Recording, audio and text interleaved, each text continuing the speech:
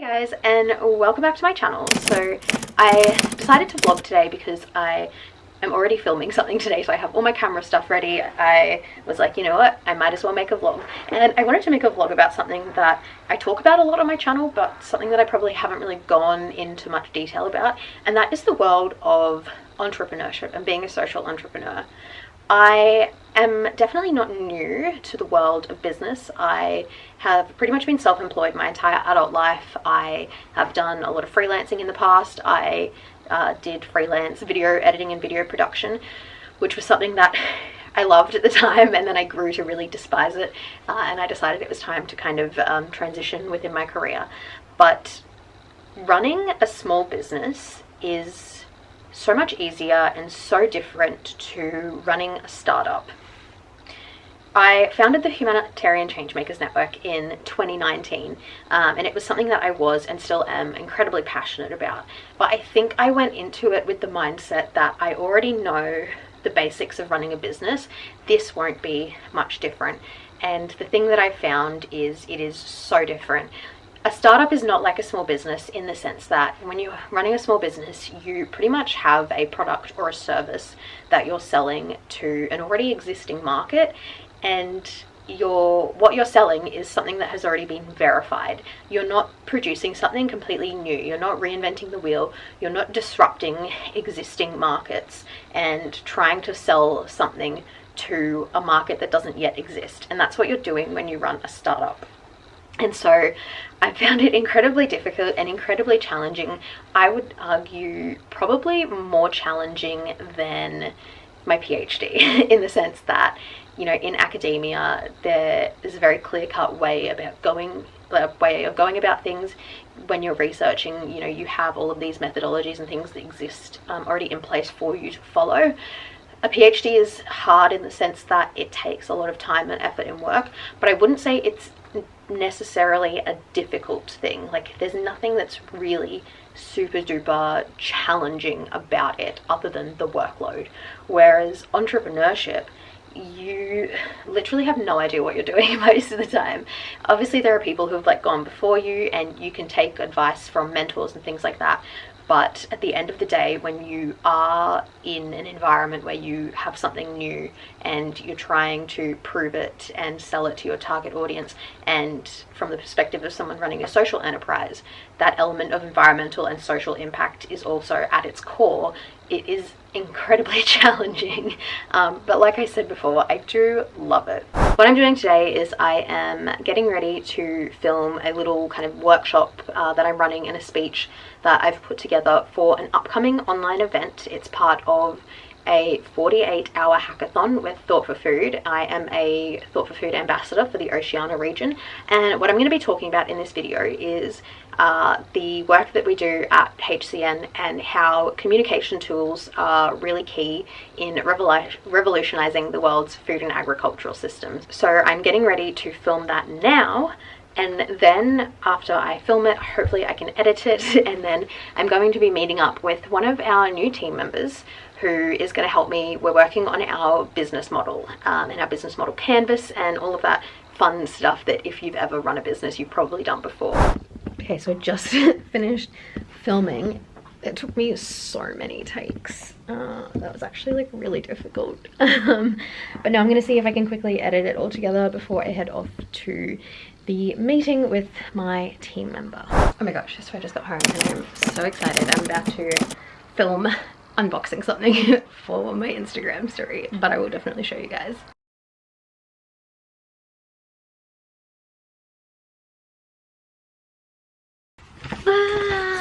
Oh my goodness, Isabella, you are an absolute queen. Oh, it looks so good. Oh my god, I'm so excited. So obviously I am super stoked about our latest issue of the Changing Times newspaper being printed.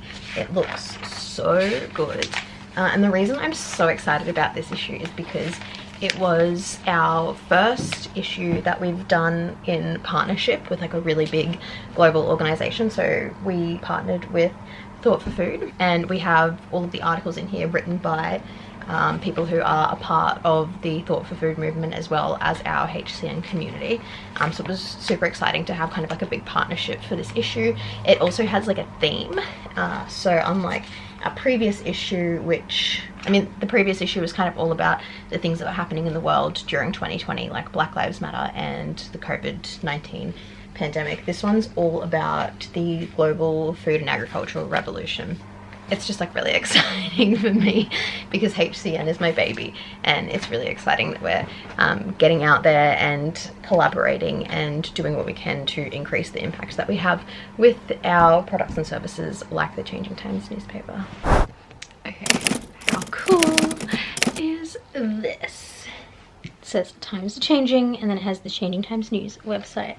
So my team member that I was working on the business model canvas with the other day, we are part of a program at our university that basically provides mentorship for entrepreneurs and allows us to conduct market research. So we have until Thursday, which is 2 days away, to conduct market research with at least like 50 young people, because that's our target audience.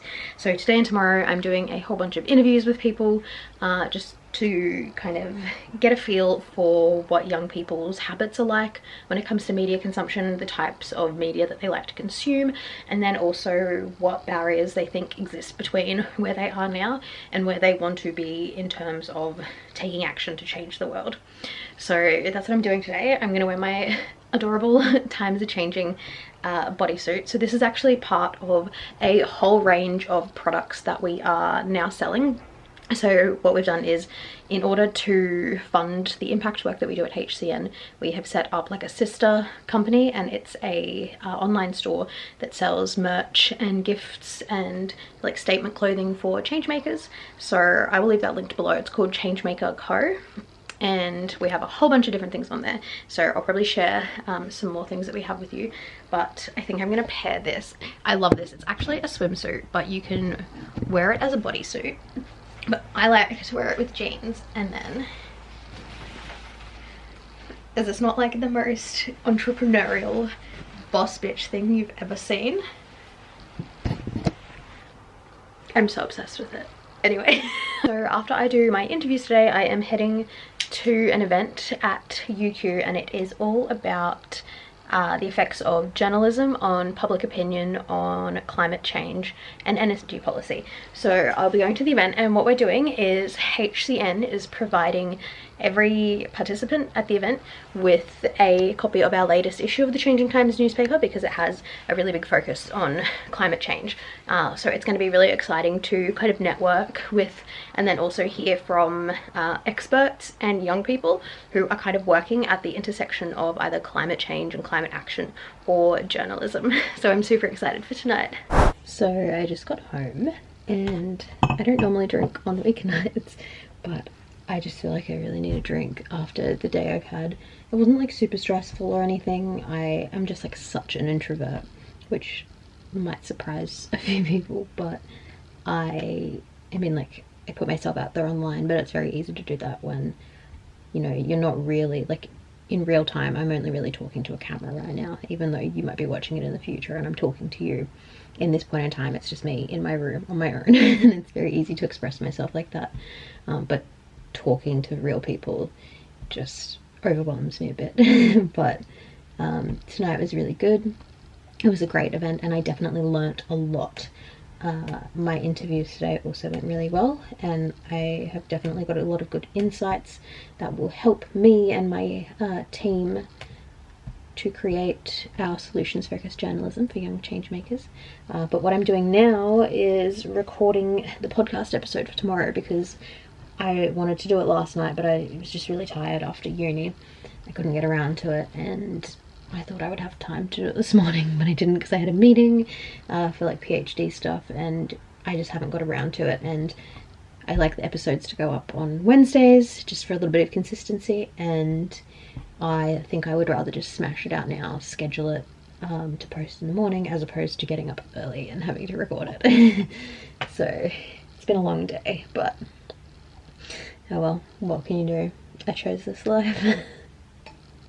So with our podcast, one thing I should say is that what I have decided to do is kind of transition the podcast to better reflect our commitment to providing young people with solutions media and solutions focused journalism. So we have a co-host for the podcast, which is super exciting, Lachlan, who's been on the team as a writer for a while. He is going to be helping out with the podcast and doing news bulletins, which have been incredible so far. So instead of just recording episodes where I answer people's questions about social change related things, we are kind of creating a show that reflects this commitment to solutions media. So we're kind of talking about current affairs, diving a little bit deeper into different social issues, and still answering questions within that. So tomorrow's episode is going to be all about Indigenous justice here in Australia. So looking at youth incarceration and how that aligns or doesn't align with international human rights standards, and then a pressing issue that's happening at the moment, which is Indigenous deaths in custody, which has been an issue here for 30 years since they had the Royal Commission. And still, in the last 5 weeks, I think 5 Indigenous Australians have died in police custody. So it's a huge issue. So I have done all my research for the episode. I just need to record it and get it out there so that young people can better understand what the issue is and how they can take action to address it. Does April have 31 days or 30 days? April, June. So today's the last day. So today is the last day of April, which means it's the last day of me filming this little month in my life as an entrepreneur vlog. And it just so happens to be the day that I officially finished my manuscript. I've done the final edit of it. It's just going to the proofreader now, and then it's ready for publishing, which is super exciting. And then the other thing that is super exciting is that I just got the first sample of our new product for Changemaker Co.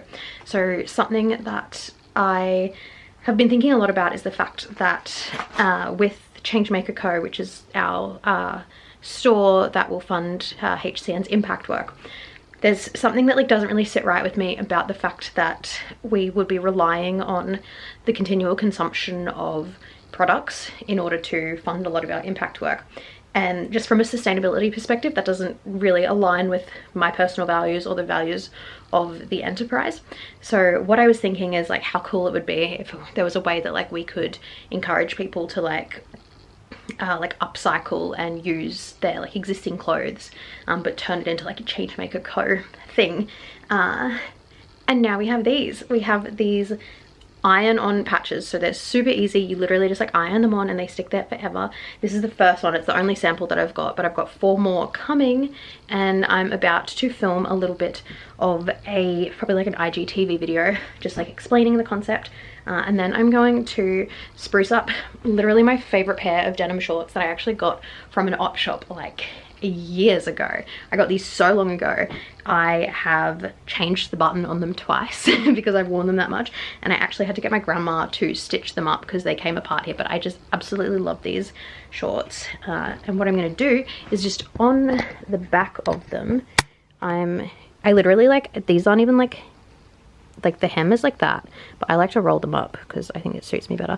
Anyway, I'm going to iron one just on the back pocket. I think that's a really cool way to turn my favorite shorts into a little bit of a statement piece. So that's what I'm gonna do now. Super excited. Here we have the final product. Oh, it's so cute. It literally looks so adorable. I'm so happy with them. Anyway, thank you guys so much for watching this video. If you enjoyed a little insight into kind of a diary of a month in my life as a social entrepreneur, definitely let me know down below. Leave any comments or questions that you have, and I will make sure to leave any details about the work that we do at HCN or Changemaker Co if you're interested in learning more or supporting us.